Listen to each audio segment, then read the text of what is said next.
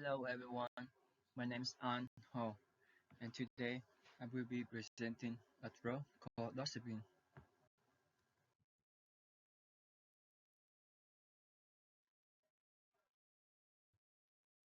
So what is Doxepin? Doxepin, also has a generic name, Sileno, is a medicine belonging to the drug class called tricyclic antidepressant (TCA). It is used to treat major depressive disorder, anxiety disorder, and insomnia. Doxepin was approved by the FDA in 1969 as an antidepressant.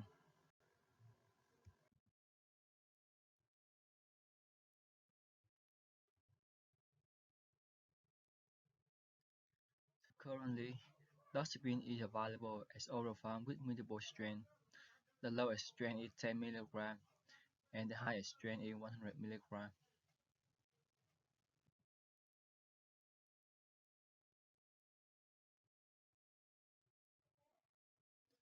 And here are some common dosing of Doxepin.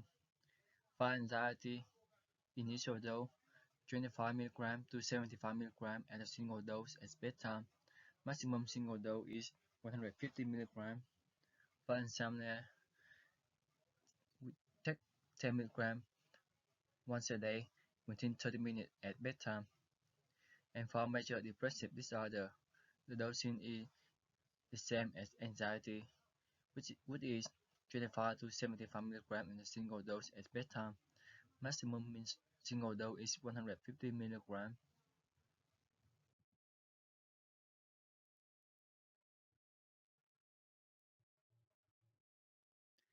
And here are some patient counseling points.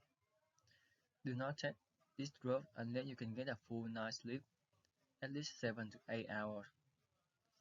Avoid driving and doing other tasks that require alertness. You may still feel sleepy the day after you take this drug, and this and it may take several weeks to see the full effects of Doxepin. Allow 14 days to elapse between discontinuing a mild inhibitor, such as phenazine or sildenafil, and initiation of Doxepin. And finally, if you are 65 years old or older, use this drug with caution because you may have more side effects. So how the Doxepin works? As mentioned before, Doxepin is a tricyclic antidepressant. It increases the synaptic concentration of serotonin and norepinephrine in the central nervous system by inhibition of the reuptake by the presynaptic neuronal membrane. It also antagonizes the histamine H1 receptor for sleep maintenance.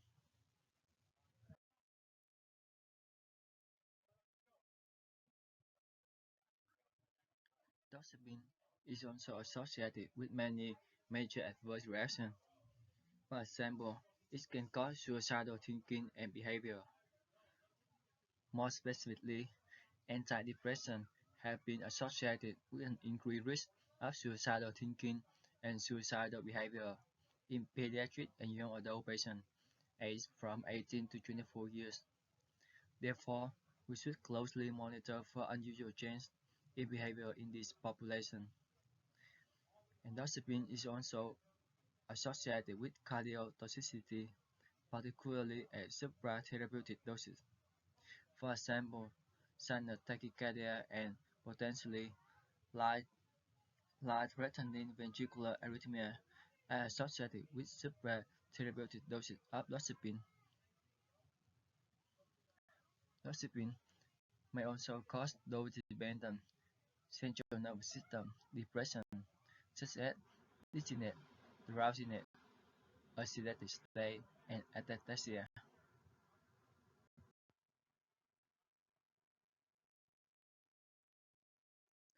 Moreover, doxepin may cause anticholinergic effects such as constipation, xerostomia, blurred vision, and urinary retention, especially in older patients or patients use doxepin with high doses.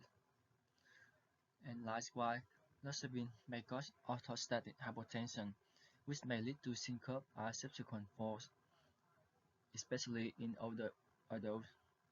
And finally, Doxepin can also cause withdrawal syndrome.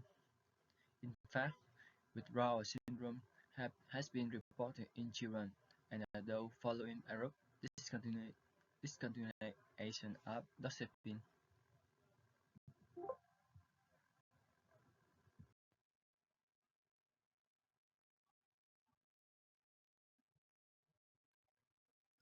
Doxepin can also cause some minor side effects such as hypertension, nausea, dizziness, drowsiness, chest pain, or skin irritation.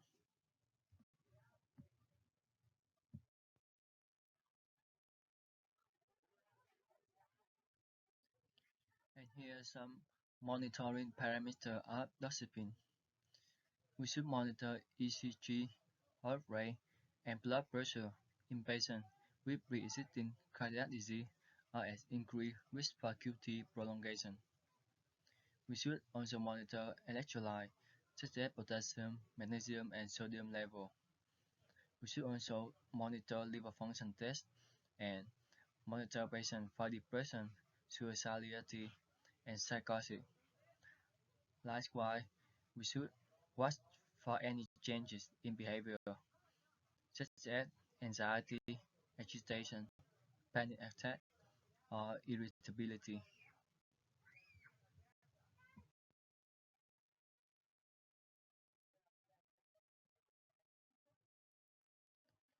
And here's some warning of doxepin. If you are allergic to doxepin or any component of the formulation, don't use it. Moreover, if you have glaucoma, urinary retention, or you have been used mild inhibitor within 14 days, the use of doxepin is contraindicated.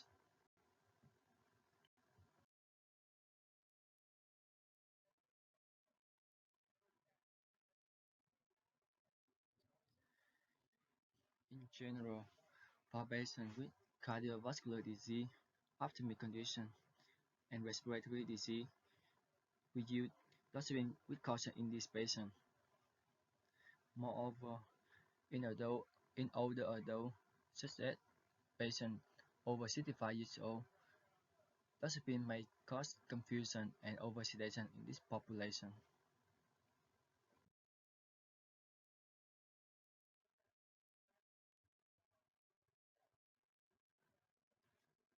Doxepin also interacts with many interactions. However, in this presentation, I will only talk about four major drug-drug interactions of doxepin. For example, doxepin may enhance the adverse or toxic effect of aripiprazole. Specifically, the risk of seizure may be increased. This is a low risk. We need to monitor therapy. For bupropion, doxepin may enhance the neuroexcitatory and or seizure potentiating effect of bupropion. Bupropion may increase the serum concentration of TCA. This is also a low risk. We should need to monitor therapy. However, hydroxyzine may enhance the central nervous system depression effect of doxepin. We must consider a decrease in the central nervous system depression though appropriate when used together with hydroxyzine. This is a moderate risk. We need to consider therapy modification. And finally, agilastine may enhance the central nervous system depression effect of doxepin, and this is a high risk. Therefore, we must avoid its combination. And this concludes my presentation.